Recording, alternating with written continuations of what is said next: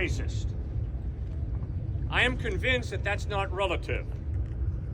I am convinced that there's a real war going on between Ukraine and Russia. And almost 1 million people have been killed. Guys, that's approaching World War II numbers. I'm convinced that there's a group called Hamas and Hezbollah, and there's Israel. And I'm convinced that some innocent people have been murdered, raped, kidnapped, taken hostage.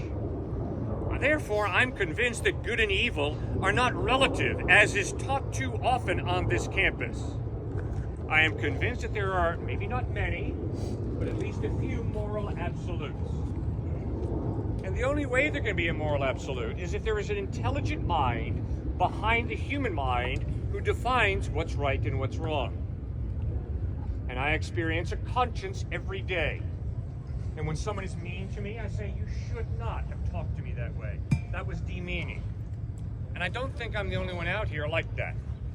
The human conscience points us to the fact that there are at least a few moral absolutes. And those moral absolutes point to an intelligent mind behind you and me. Why am I convinced that God is alive?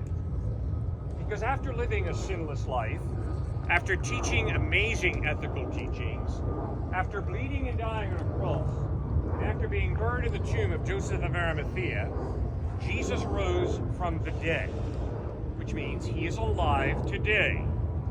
No, I've never shaken Jesus' hand. He ascended to heaven, which means he passed into another dimension.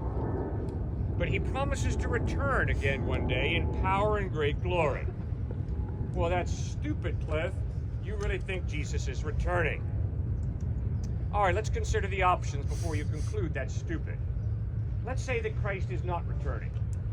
Let's say there is no day of judgment.